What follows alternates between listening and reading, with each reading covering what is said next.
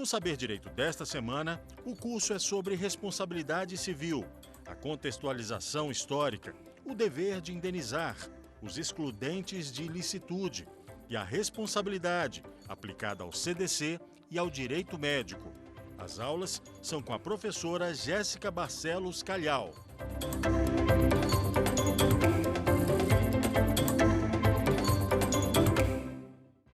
Olá, meu nome é Jéssica Barcelos Calhau. Nós estamos na 5ª aula sobre responsabilidade civil. Anteriormente, nós vimos a origem, as teorias aplicáveis, quem eram os responsáveis, as excludentes da responsabilidade e a aplicação da responsabilidade civil no direito do consumidor. Hoje nós veremos sobre a aplicação no direito médico. Antes de iniciarmos, nós temos que relembrar que nós estamos falando de um profissional liberal. O médico é um profissional liberal, porque ele possui autonomia, ele vai tomar decisões além do que você requer. Ele vai tomar decisões com autonomia para que o resultado do tratamento venha a acontecer de forma esperada. No caso da responsabilidade do médico, nós estamos falando da responsabilidade subjetiva. Aquela que eu tenho que demonstrar que a conduta foi culposa. Se eu não demonstrar a culpa do médico, ele não terá responsabilidade. Nós temos que falar primeiramente sobre o que é o erro médico. O erro médico ele é aplicado como tudo aquilo que o médico realiza que vai de encontro ao resultado que se é esperado daquele tratamento. O erro médico se subdivide em algumas espécies. É aplicada mais na doutrina e vinculada em algumas teses dentro dos tribunais. O primeiro erro médico que nós observamos é o erro de diagnóstico. O erro de diagnóstico consiste na determinação da doença do paciente e de suas causas. Não gera responsabilidade desde que excusável em face do estado atual da ciência médica e não lhe tenha acarretado danos. Vejamos, muito comum que as pessoas vão aos médicos e sempre é mencionado às vezes uma virose, uma pneumonia, não se sabe se é uma dengue. O diagnóstico feito de forma errada para essas doenças, sem causar danos ao paciente, não vai haver responsabilidade. Também não vai haver responsabilidade se à época esse era o único diagnóstico que o médico poderia conseguir com os meios acessíveis a ele naquele momento. Não estamos falando só da época temporal, mas também do local em que aquele médico fez o atendimento. Não podemos comparar, por exemplo, o atendimento médico no Sírio-Libanês e o atendimento médico em barcos feitos pelo Exército às comunidades ribeirinhas. O erro de diagnóstico feito em cada local também será determinante para verificar se haverá responsabilidade ou não. A doutrina também fala sobre a iatrogenia. É o dano que é causado em pessoas sadias ou doentes, cujos transtornos são imprevisíveis e inesperados. É o caso da pessoa que chega ao hospital para ser tratada, o médico determina que ele tome uma medicação intravenosa e ele começa a ter um ataque. Este ataque, esta alergia provocada nele, não se poderia ter conhecimento. Ele é uma pessoa saudável ou mesmo uma pessoa doente, mas aquela medicação aplicada não se poderia ter conhecimento que causaria aquele ataque alérgico. E esses danos ocasionados poderão ser uma excludente da responsabilidade médica. Nós também temos o erro profissional. O erro profissional é a incerteza da técnica a ser utilizada. Então, quando eu vou falar sobre a responsabilidade do médico, eu demonstro que ele teve um erro profissional, a técnica utilizada para aquele tratamento foi inadequado, haverá responsabilidade. Então, nós estamos falando de 3 tipos de erro. Por que existe essas subespécies do erro médico? Para que ao desenvolver uma tese de responsabilidade, você identifique em qual desses ramos o médico incorreu no seu erro. Lembrando que toda vez que nós falamos sobre responsabilidade civil, temos que ter a ótica do princípio da razoabilidade. O que é razoável se esperar do médico, se aquele dano ocasionado foi grave ou não, tudo isso tem que ser visto numa visão macro do princípio da razoabilidade e a gente vai reduzindo de acordo com o caso concreto. Por exemplo, eu tive um erro de diagnóstico de um médico do Exército que atendeu uma comunidade ribeirinha. Aquele erro de diagnóstico não causou danos àquela pessoa. E este dano, o erro de diagnóstico se deu em local quase que inabitado, com poucos recursos, diante do princípio da razoabilidade. Vamos ver essa situação. Eu tenho uma situação que não houve dano, mas houve um erro de diagnóstico. O local era um local de difícil acesso e com poucos meios. Ainda aqui no princípio da razoabilidade, eu não vejo a diminuição da ótica para que eu comece a oferir a responsabilidade civil do médico. A gente sempre tem que ter isso em mente, porque no direito brasileiro existe esse resguardo a todos os danos que foram ocasionados. Mas também existe no cotidiano o princípio da vida em si. Nem tudo na vida nós iremos ganhar em absoluto. Nem todos os danos ocasionados a nós serão necessariamente reparados. Algumas questões estão na seara do cotidiano. Algumas questões estão na seara do que pode acontecer pela própria vida em sociedade. Então, às vezes o paciente que teve um diagnóstico errado, mas não teve dano, numa comunidade ribeirinha, ele não pode se equiparar a uma pessoa que foi atendida no Sírio-Libanês e também não teve um dano. Cada caso concreto deverá ser visto com muito cuidado. Dessa forma, nós temos que falar que existe no direito médico a diferença entre obrigação meio e obrigação de resultado. Obrigação meio é quando eu vou empregar todos os meios que estão ao meu alcance para o seu tratamento, para que você consiga alcançar a cura. Eu não estou prometendo a cura. Eu estou fazendo uma obrigação de meio. Vou utilizar todos os meios, minha técnica, meu conhecimento para que você alcance a cura. Em outros momentos, a obrigação do médico será uma obrigação de resultado. Nestes casos, haverá o resultado do embelezamento.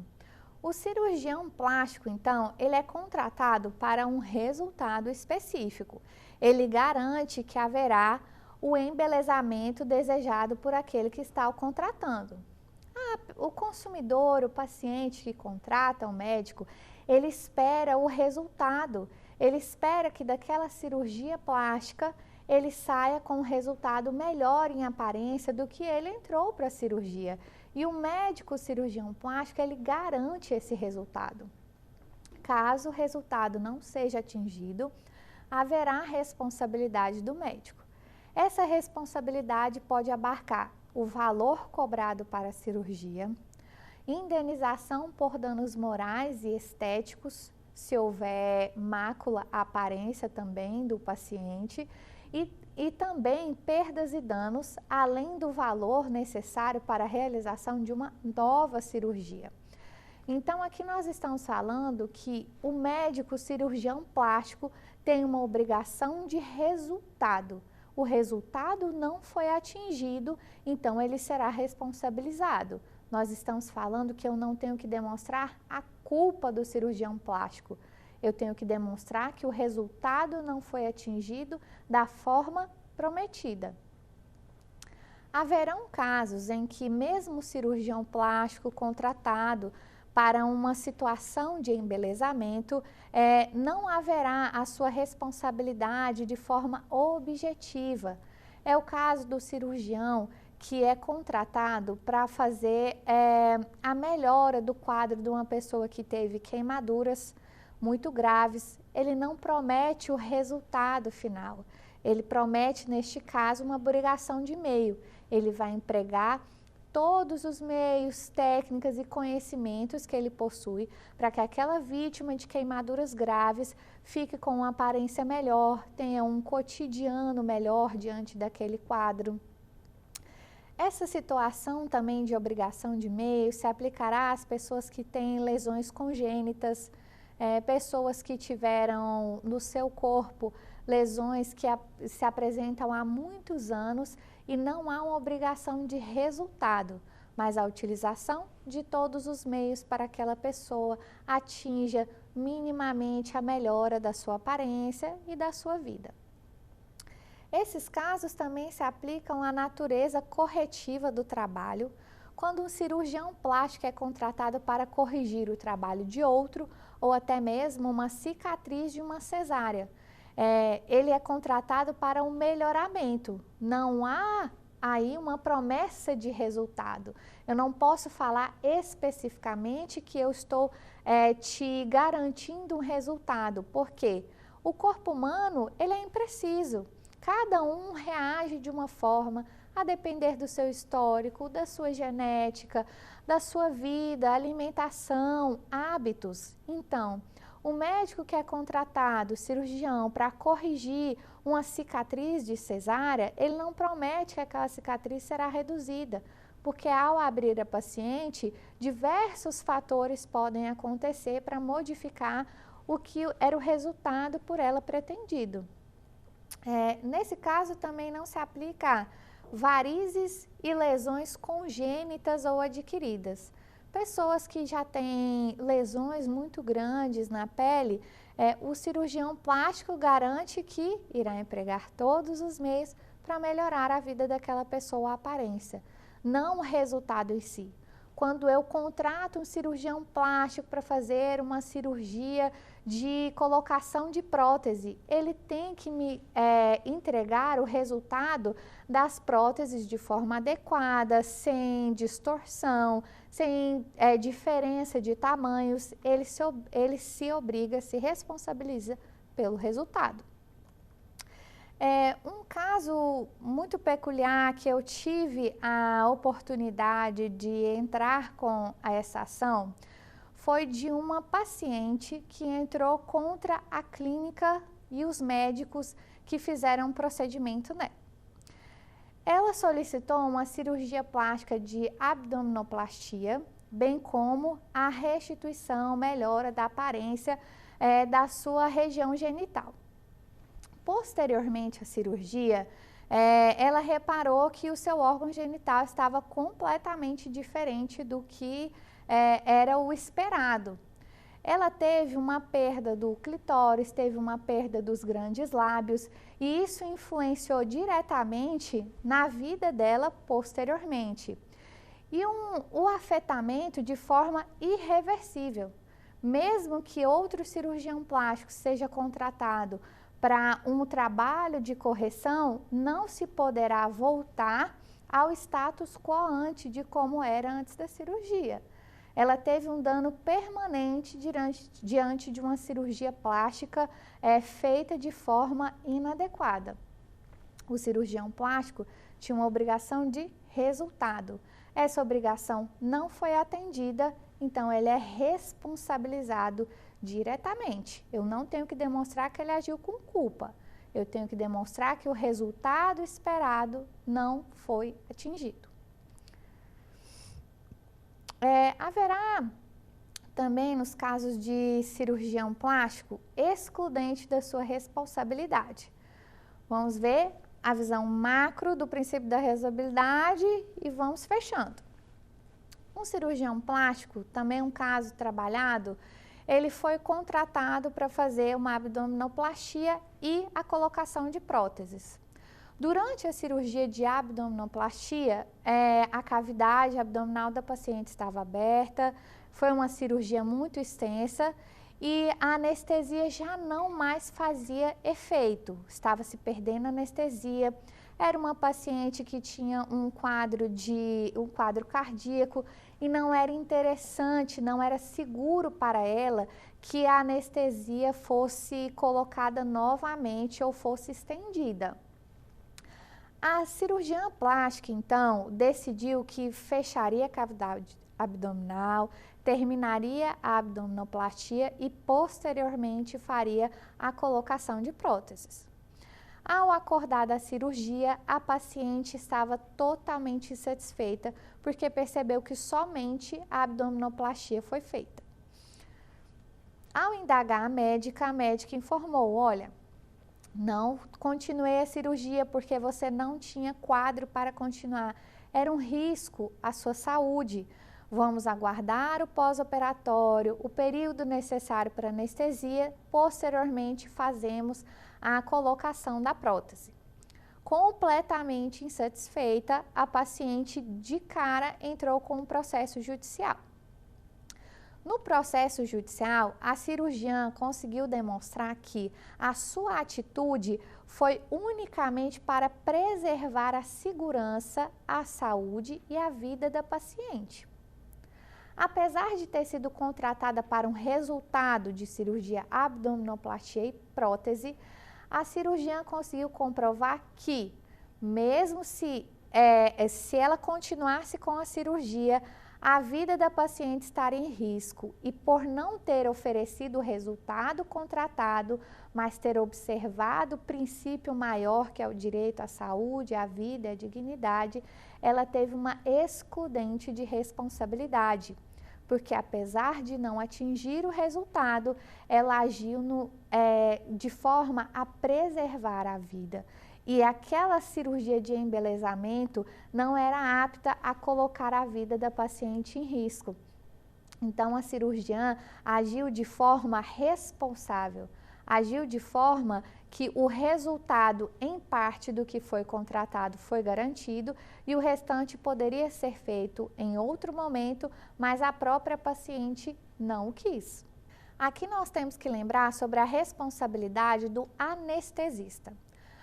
A responsabilidade do anestesista tem serviço diante da visão cotidiana de uma sala de cirurgia. Para aqueles que não sabem, a sala de cirurgia possui o cirurgião-chefe. Ele comanda tudo o que acontecerá durante a cirurgia. Os técnicos, enfermeiros, anestesistas, se necessário, a intervenção de um radiologista. O cirurgião-chefe, ele é responsável por todas as pessoas que estão sobre a sua subordinação durante a realização da cirurgia. Então, se o anestesista foi chamado pelo próprio cirurgião-chefe e aconteceu algum erro da anestesia, o cirurgião-chefe será o responsável. Se o anestesista foi requerido pelo paciente ou familiares do paciente, ou até mesmo imposto pelo plano de saúde, esse anestesista, se cometido algum erro, será responsável exclusivamente pelo dano ocasionado da anestesia. Nós temos que entender o que seriam erros de anestesia. O erro de anestesia, ele pode acontecer, segundo o próprio Código Médico, como erro de diagnóstico. Avaliar o risco anestésico, a resistência do paciente. Então, nesse caso, o anestesista, ele não verificou se o paciente, ele conseguiria suportar aquela cirurgia, aquele risco anestésico. A doutrina também entende como terapêutico. Quando o anestesista incorre em erro pela medicação pré-anestésica ineficaz e omissões durante a aplicação. A anestesia não funciona tão somente quanto a aplicação intravenosa, mas também a oxigenação do paciente, a assistência do paciente durante a cirurgia. O anestesista não pode se retirar da sala de cirurgia enquanto ela acontece. Então, ele pode acontecer de diagnóstico, antes mesmo da cirurgia. o terapêutico sobre a medicação utilizada e a assistência durante a cirurgia, e o erro técnico, uso de substância inadequada ou oxigenação insuficiente. Como o paciente se encontra inconsciente na maior parte das cirurgias, o anestesista é o responsável diante daquela equipe cirúrgica para verificar se a oxigenação do paciente está inadequada e também para utilizar a substância adequada para o peso, idade e até as horas de cirurgia que serão suportadas. Nós também veremos a responsabilidade civil do hospital. A responsabilidade civil do hospital, em outros momentos do direito, ela foi um pouco mais cinzenta, mas agora se vê com claridade alguns requisitos. Caso haja erro médico de um médico que seja vinculado de forma empregatícia ao hospital, a responsabilidade do hospital será objetiva. Neste caso, o hospital possui uma culpa presumida, aquela culpa por contratar determinadas pessoas. Se aquele médico, aquele anestesista, aquele cirurgião plástico for contratado do hospital, tem um vínculo empregatício, e eles incorrem erro, o hospital responde objetivamente, possui culpa presumida nesses casos. E caso não tenha vínculo empregatício, não há responsabilidade do hospital. Então, vamos dizer que o consumidor acione o hospital, o médico e outras pessoas, mas este médico não possui vínculo com o hospital. O hospital vai demonstrar que ele não tem responsabilidade porque aquele médico não tem vínculo com aquele hospital.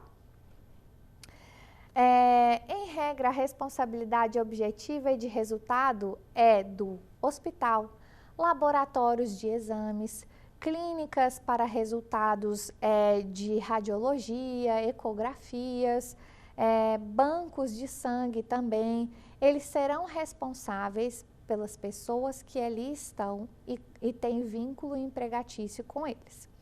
Então, às vezes a gente pensa muito na figura do hospital, mas nós também temos clínicas especializadas, laboratórios para oferir exames de sangue e outros exames. Eles são objetivamente responsáveis por todos aqueles que são os contratados dele.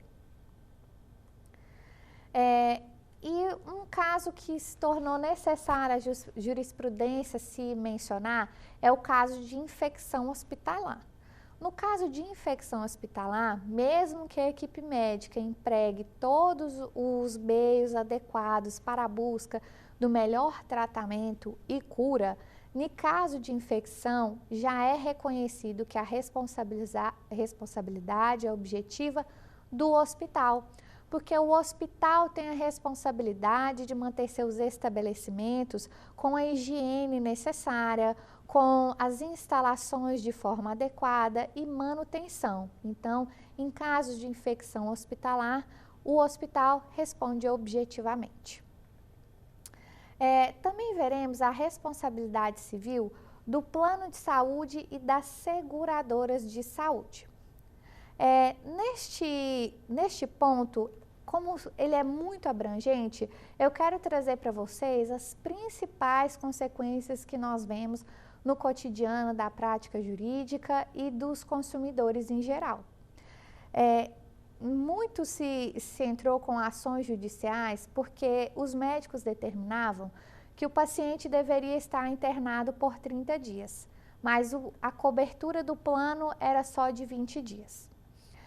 Entendeu-se os tribunais de que essa limitação de tempo de internação é uma cláusula abusiva e inaplicável ao consumidor. Então, o plano de saúde será responsabilizado quando intentar contra o consumidor cláusulas abusivas. Se eu sou consumidor, meu plano cobre 20 dias, meu médico mandou ficar internado 30. Se o hospital me cobrar esses 10 dias de internação, o plano de saúde será responsável por essa cláusula abusiva que ele colocou no meu contrato de cobertura.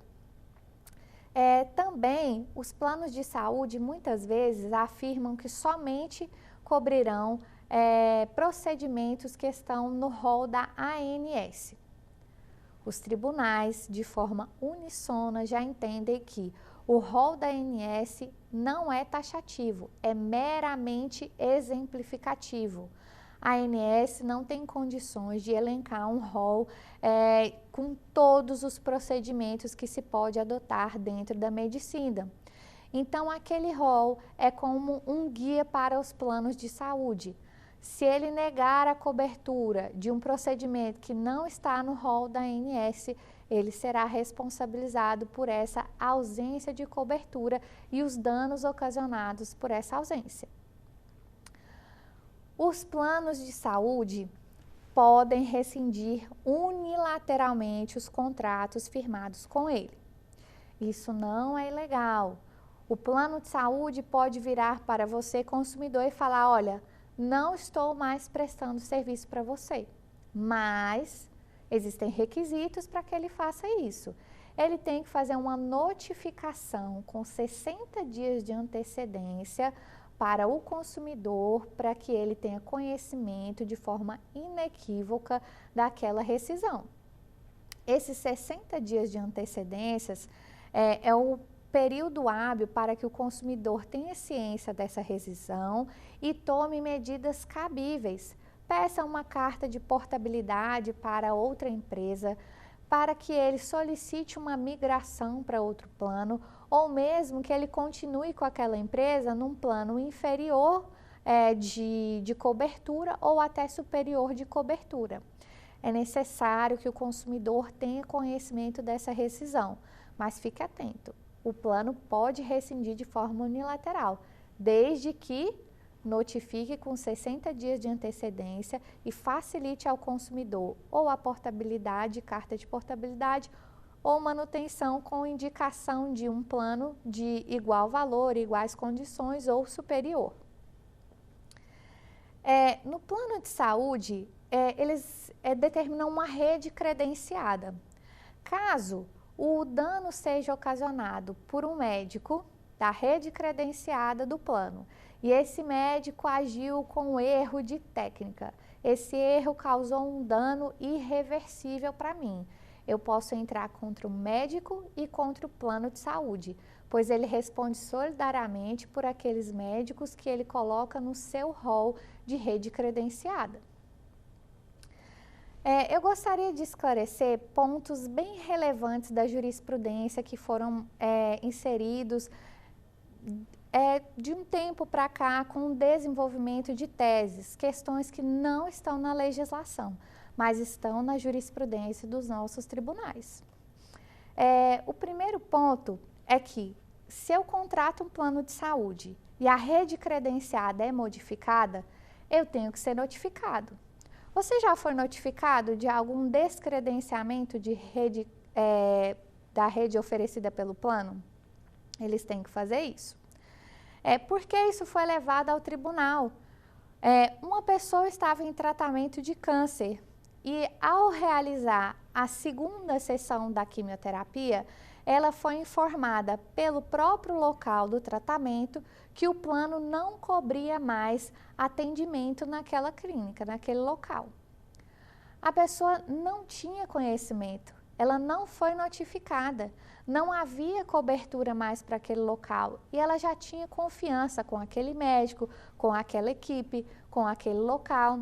Uma pessoa em tratamento de câncer, para mudar o local de atendimento, mudar o médico até que o plano se pronuncie, é muito grave, é um dano irreversível ao ciclo daquele tratamento de quimioterapia.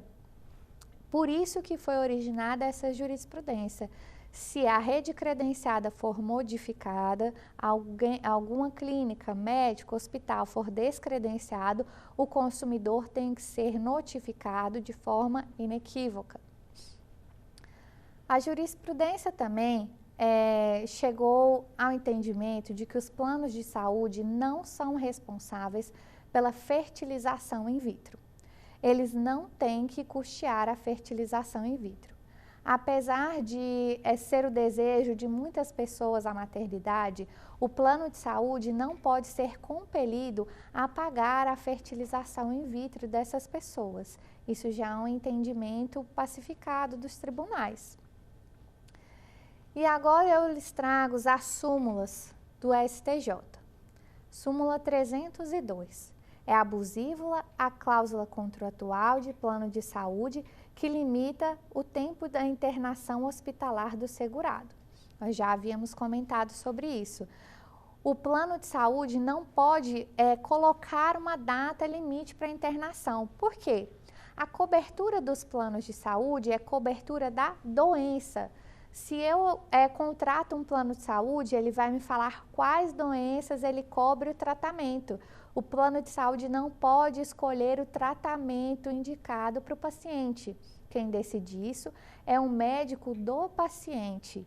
Se o tratamento for necessário 20, 30, 40 dias de internação, o plano não pode limitar. Súmula 587. A cláusula contratual de plano de saúde que prevê carência para a utilização dos serviços de assistência médica nas situações de emergência ou de urgência é considerada abusiva se ultrapassado o prazo máximo de 24 horas contado da data da contratação. A jurisprudência entendeu que eu contrato um plano de saúde, eles têm 24 horas para colocar meu nome, meus dados inseridos, de forma que eu possa usufruir de toda a rede credenciada. Se depois das 24 horas eu tiver uma emergência, uma urgência médica, eu não tenho carência ainda. Às vezes é uma carência para uma internação, uma carência para cirurgia, mas eu sofri um acidente e fui encaminhado imediatamente ao hospital. O plano não pode se recusar a me dar cobertura médica. Em caso de urgência ou emergência, não há que se falar em carência. A súmula 608 fala: aplica-se o Código de Defesa do Consumidor aos contratos de plano de saúde, salvo os administrados por entidades de autogestão. Por que não a modalidade autogestão? Porque é um tipo de contratação diferente. Geralmente a autogestão por exemplo, todos os funcionários do Banco do Brasil abrem uma autogestão para planos de saúde dos funcionários do Banco do Brasil. É uma modalidade diferente de contratação que não entra nas regras do Código de Defesa do Consumidor. Ela entra nas regras da lei específica sobre planos de saúde também. Essa súmula revoga a súmula 469, que falava que o Código de Defesa do Consumidor se aplica aos contratos de plano de saúde. A súmula 608, ela traz a inovação da concepção do que seria autogestão e a diferenciação dentro do contrato de consumo. A súmula 609 fala: a recusa da cobertura securitária sobre a alegação de doença pré-existente é ilícita se não houve a exigência de exames médicos prévios à contratação ou a demonstração de má-fé do segurado. Quando você contrata um plano de saúde, é necessário você declarar doenças pré-existentes. Se você não tinha conhecimento de uma doença pré-existente, o plano de saúde não te obrigou a fazer os exames para verificar se você já possuía uma doença de pré-existência. Você contrata o plano de saúde. Tempos depois, você descobre essa doença e requer o tratamento para ela. O plano fala: olha, não posso te tratar porque você está no período de carência para essa doença pré-existente. Você fala: olha, eu não sabia dessa doença pré-existente. É o caso da súmula. O plano de saúde não pode negar cobertura à doença pré-existente se ele mesmo não exigir os exames médicos. E se ele não existiu, eu não declarei, para que haja uma excludente da responsabilidade dele, tem que demonstrar que o consumidor agiu com má fé. Vamos comentar também sobre os casos mais polêmicos e sensíveis sobre o direito médico. Um deles é a transfusão de sangue nas pessoas que professam a fé da Testemunha de Jeová. Essas pessoas compreendem que a transfusão de sangue não pode ser realizada, mesmo em casos de risco de vida. Os nossos tribunais não têm um entendimento unificado sobre essa questão. Assegurar a vida do paciente, mesmo infringindo o seu direito à profissão religiosa, ou atender às necessidades da sua profissão religiosa e não fazer a transfusão. Alguns tribunais entendem que a necessidade primária de se respeitar a vida. Se a pessoa não declarou essa vontade antes, se o médico não tinha conhecimento dessa vontade, os familiares não informaram e o médico fez a transfusão de sangue, o médico não será responsabilizado. Em alguns casos, a pessoa informa que não aceita a transfusão, os familiares concordam, mas o próprio médico solicita ao Poder Judiciário autorização para fazer a cirurgia e salvar a vida do paciente com a transfusão de sangue. E o Poder Judiciário, nesses casos, entende que há necessidade de preservar a vida.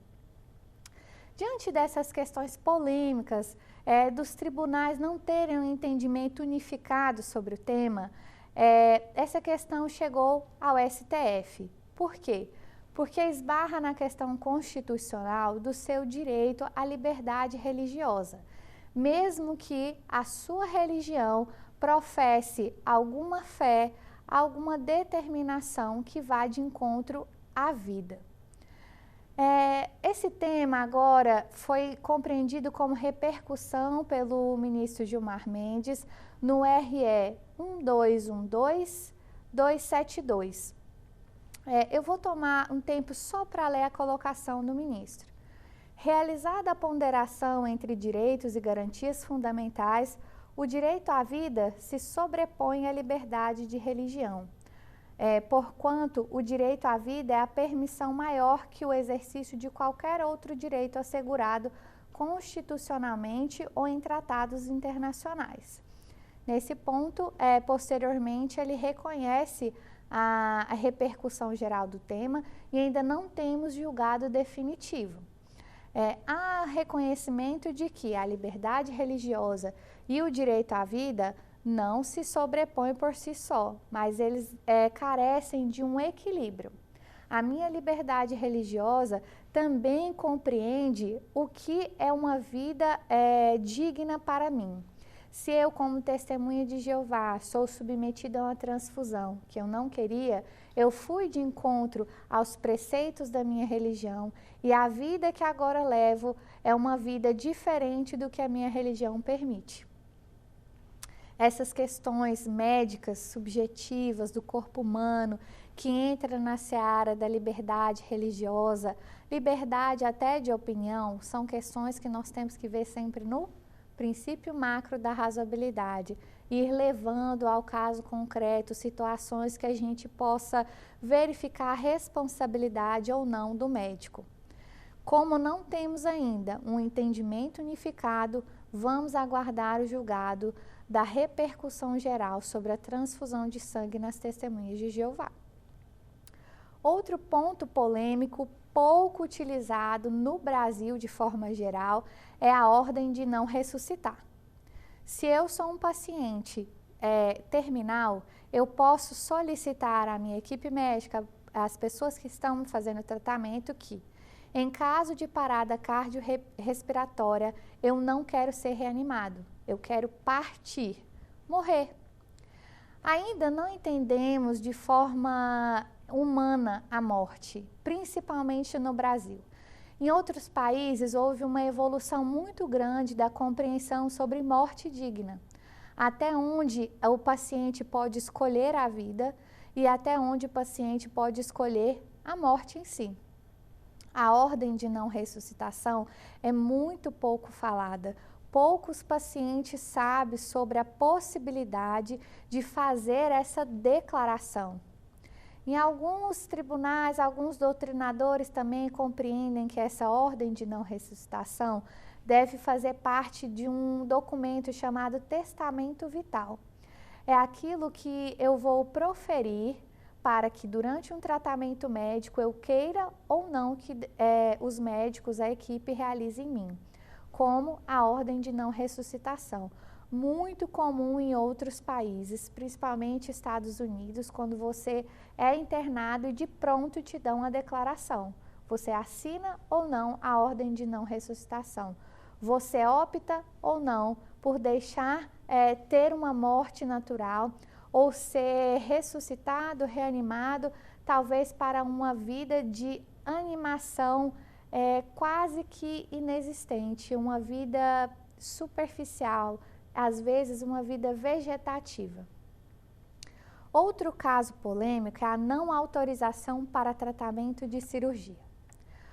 O Código Civil fala no artigo 5º: ninguém poderá ser constrangido a submeter-se com risco de vida a tratamento médico ou a intervenção cirúrgica.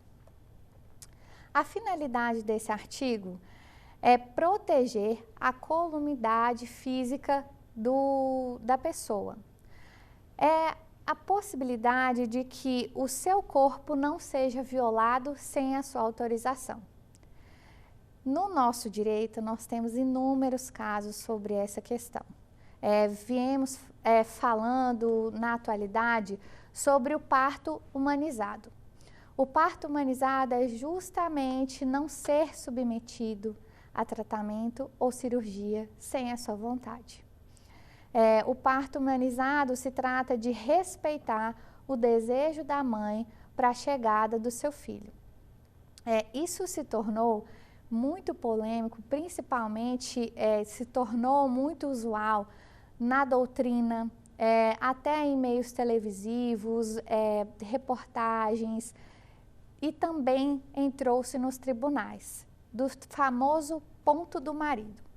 Quando a mulher, ao ter um parto normal, o canal vaginal se abre de forma maior e o bebê faz a passagem e posteriormente o médico faz um ponto. Ele submete aquela mãe a uma sutura desnecessária para agradar ao marido, para que aquele canal vaginal fique no status como se aquela mãe nunca tivesse um filho. Esse é se submeter a tratamento que não requereu. Muitos médicos sequer falavam para as mulheres se elas desejavam essa sutura ou não.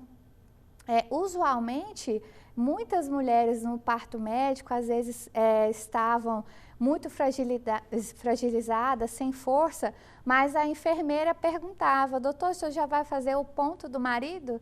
E ele falava: claro, sempre faço. E essas mães, em conversas posteriores, entenderam que elas foram violadas. Não se foi perguntado a elas se havia o desejo daquela intervenção médica. Isso se tornou uma questão polêmica, porque ao exercer a medicina, muitos se esquecem do paciente e atingem somente o meio. Eu fiz um parto, a criança saiu.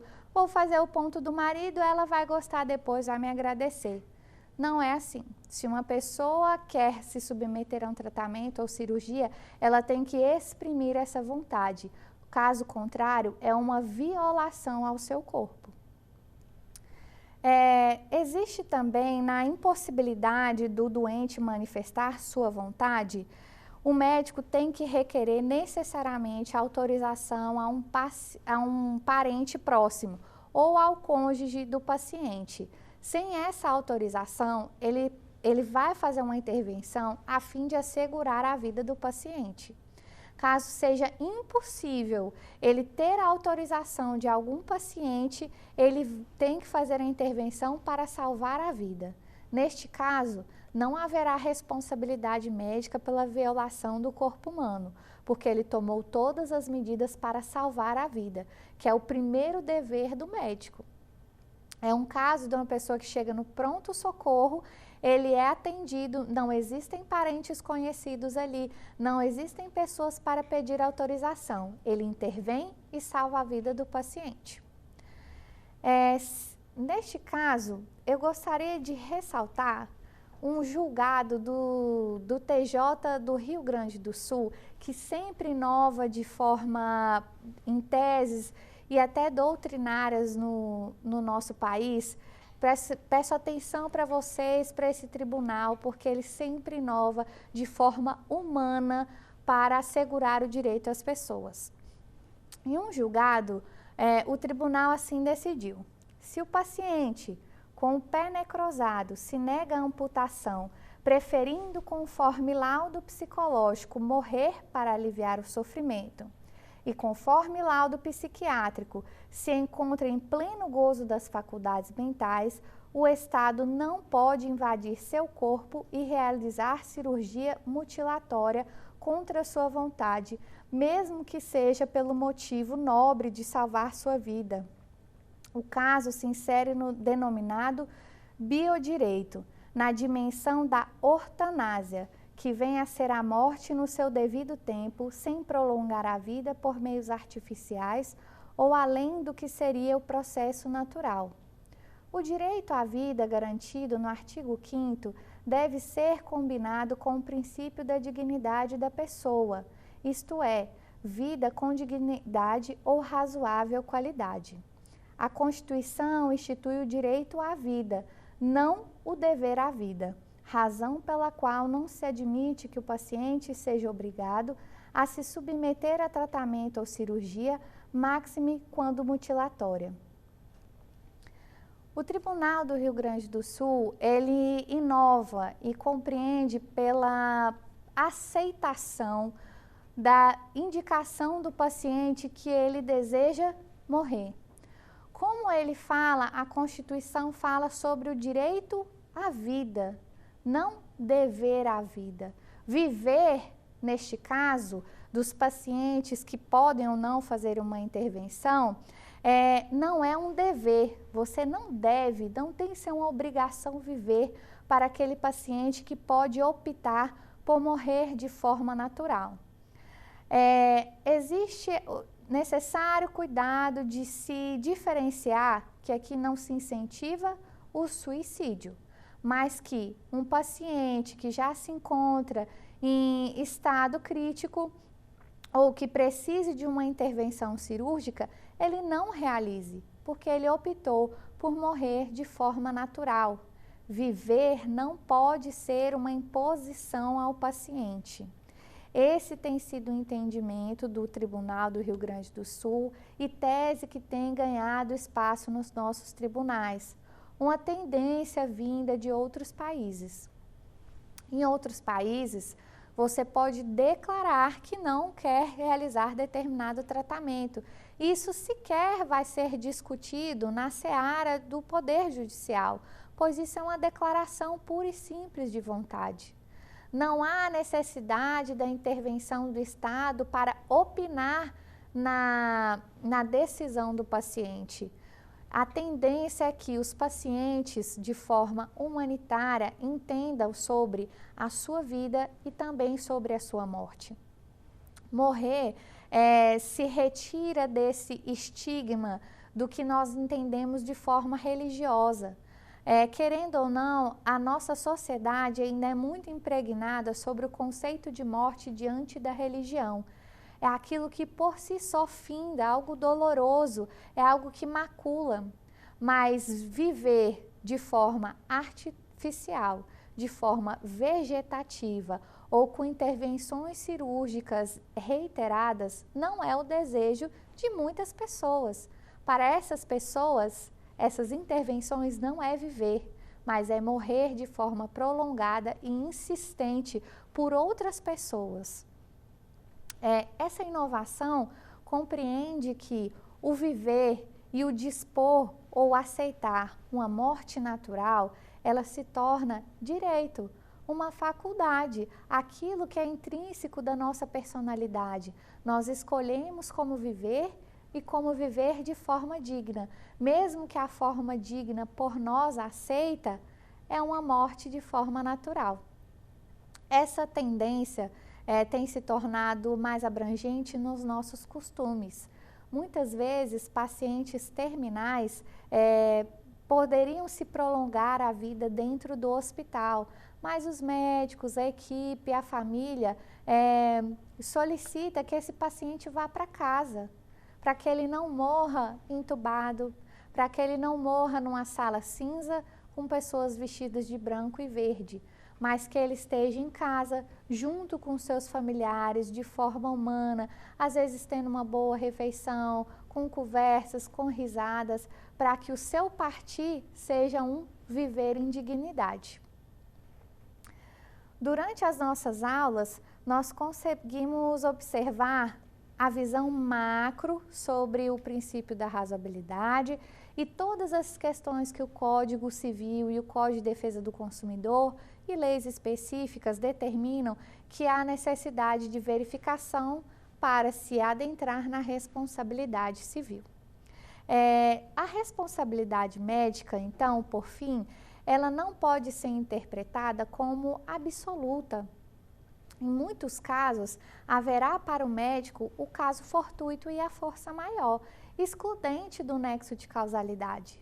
Por exemplo, no caso de uma pandemia mundial, sem a necessária especificação do tratamento, e um médico determina o tratamento X, um médico o tratamento Y, e o paciente do X vem a falecer, ele não pode ser responsabilizado porque ele tomou um tratamento diferenciado do Y, porque naquela situação, como não havia diagnóstico, não havia um procedimento específico, ele usou das suas técnicas e conhecimentos para tomar decisões para salvar o paciente. Caso ele não consiga salvar o paciente, existe um caso fortuito e força maior. Não existe nenhum procedimento único, nada determinado, e todos têm que se utilizar do conhecimento prévio e do paciente específico para determinar um tratamento. Nós sempre temos que ver a responsabilidade do médico diante do tempo, do local que o serviço foi prestado, se era obrigação de meio, se era obrigação de resultado e o que acontece no mundo naquele momento. Durante as nossas 5 aulas, nós conseguimos observar o que é a responsabilidade civil, quando ela será aplicada, quem são os responsáveis diante do Código Civil e quem são os responsáveis diante do Código de Defesa do Consumidor. As causas em que haverão excludentes de responsabilidade, em que mesmo acontecendo o dano, eu não serei responsável, porque houve uma excludente, podendo ser excludente de ilicitude ou de causalidade. Por fim, vemos a aplicação no direito do consumidor, aquela obrigação, responsabilidade de forma objetiva, sendo subjetiva apenas dos profissionais liberais, aquela responsabilidade pela qualidade e segurança, qualidade e adequação, todas as possibilidades do consumidor para ter aquele vício sanado ou não. E por fim, analisamos hoje sobre o direito médico, quando haverá responsabilização do médico, quando não haverá, o que é obrigação de meio no direito médico e de resultado, quando o hospital será responsabilizado e o plano de saúde. Abrangemos um pouco numa questão mais teórica sobre os casos mais polêmicos. E essa foi a nossa reflexão sobre responsabilidade civil. Vamos para as questões para poder fixar esse conteúdo? Questão número 1. Durante um procedimento, houve perfuração do fígado do paciente, verificada somente 3 dias após a cirurgia, motivo pelo qual o homem teve que se submeter a novo procedimento cirúrgico que lhe deixou uma grande cicatriz na região abdominal. A intervenção foi realizada por equipe médica não integrante dos quadros de funcionários do referido hospital, apesar de ter sido indicada por esse mesmo hospital. Partindo desta narrativa, assinale a opção correta. A. O hospital responde objetivamente pelos danos morais e estéticos decorrentes do erro médico, tendo em vista que ele indicou a equipe médica. B. O hospital responderá pelos danos, mas de forma alternativa, não se acumulando aos danos morais e estéticos sob pena de enriquecimento ilícito do autor. C. O hospital não responderá pelos danos, tendo em vista que não se aplica a norma consumerista à relação entre médico e paciente, mas sim o Código Civil, embora a responsabilidade civil dos profissionais liberais seja objetiva. Nessa primeira questão, nós temos que atentar ao primeiro fato, indicação do hospital da equipe médica. Nós vimos que a responsabilidade do hospital é objetiva se existe vínculo empregatício com o médico, mas se ele mesmo indica a equipe médica, ele também será responsável. Então, a letra correta é a letra A. Na segunda pergunta, nós temos: Márcia submeteu-se à cirurgia plástica de cunho estético com o médico A no hospital B. Porém, alega que o procedimento não alcançou o resultado almejado. Ao contrário, resultou em sequelas físicas e psíquicas. Sobre a responsabilidade civil, é correto afirmar: A. Tratando-se de obrigação de resultado, caberá a Márcia demonstrar o nexo de causalidade entre os danos e a conduta médica, presumindo-se a culpa do médico. Tratando-se de obrigação de meio, a responsabilidade do médico não se presume, incumbindo a Márcia provar sua culpa e os danos suportados. C. O hospital e o médico respondem objetivamente pelos danos experimentados pelo paciente, pois há obrigação solidária entre eles, reconhecendo-se nessa hipótese a relação de consumo. Letra D. Nos procedimentos cirúrgicos estéticos, a responsabilidade do médico é subjetiva com presunção de culpa. A letra correta dessa segunda questão é a letra D. O médico será responsabilizado nessa cirurgia plástica, porque é uma obrigação de resultado, e a sua culpa é presumida. Na terceira questão, nós temos: acerca da responsabilidade civil fundada na alegação de erro médico, assinale a opção correta com fundamento na legislação em vigor, na doutrina e na jurisprudência do STJ. A. O juiz pode inverter o ônus da prova, ficando tal evidência, no entanto, condicionada à prova da verossimilhança da alegação ou da hipossuficiência, segundo as regras ordinárias de experiência do lesado pelo suposto médico. B. Os danos causados ao paciente devem ser ressarcidos desde que sejam provados a culpa do profissional e o nexo de causalidade, não sendo possível, no entanto, a acumulação dos danos materiais e morais, visto que advém do mesmo fato gerador. C. As relações do médico com o paciente não se submetem ao regime específico do CDC, porque versam, via de regra, sobre a obrigação de meio e não de resultado. Letra D. A responsabilidade pessoal do médico é objetiva, regida pelos ditames do CDC, podendo ser afastada apenas quando comprovada a inexistência de defeito na prestação dos serviços ou a culpa exclusiva do paciente ou de terceiro. Diante do que nós falamos do Código de Defesa do Consumidor e da jurisprudência, apenas a letra A está correta. Muito obrigada, essa foi a nossa sequência de aulas sobre responsabilidade civil. Quer dar uma sugestão de tema para os cursos do Saber Direito? Então mande um e-mail para a gente, saberdireito@stf.jus.br, ou entre em contato por WhatsApp. O número é esse que aparece na tela. Você também pode acompanhar as aulas pela internet. Acesse tvjustiça.jus.br ou nosso canal no YouTube, TV Justiça Oficial.